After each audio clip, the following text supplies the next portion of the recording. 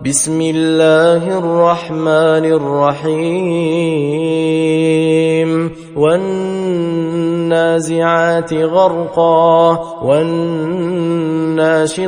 نشطا والسابحات سبحا فالسابقات سبقا فالمدبرات أمرا يوم ترجف الراجفة تتبعها الرادفة قلوب يومئذ واجفة أبصارها خاشعة يقولون أئنا لمردودون في الحافرة أئذا كنا عظاما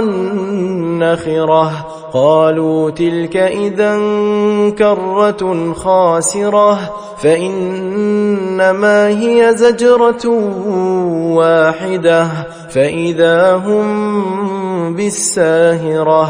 هل أتاك حديث موسى إذ ناداه ربه بالوادي المقدس طوى اذهب إلى فرعون إنه طغى فقل هل لك إلى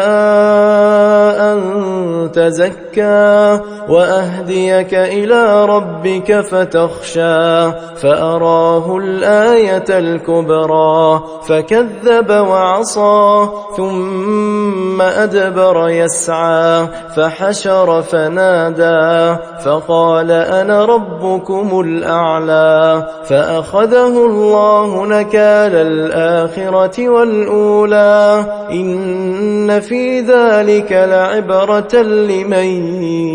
يخشى أأنتم أشد خلقا أم السماء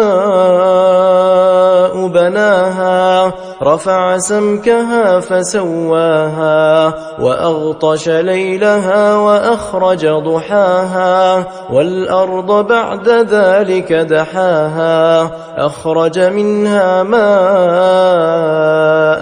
ومرعاها والجبال أرساها متاعا لكم ولأنعامكم فإذا جاءت الطامة الكبرى يوم يتذكر الإنسان ما سعى وبرزت الجحيم لمن يرى فأما من طغى وآثر الحياة الدنيا فإن الجحيم هي المأوى وأما من خاف مقام ربه ونهى النفس عن الهوى فإن الجنة هي المأوى يسألونك عن الساعة أيان مرساها فيم أنت من ذكراها إلى ربك منتهاها إنما أنت منذر من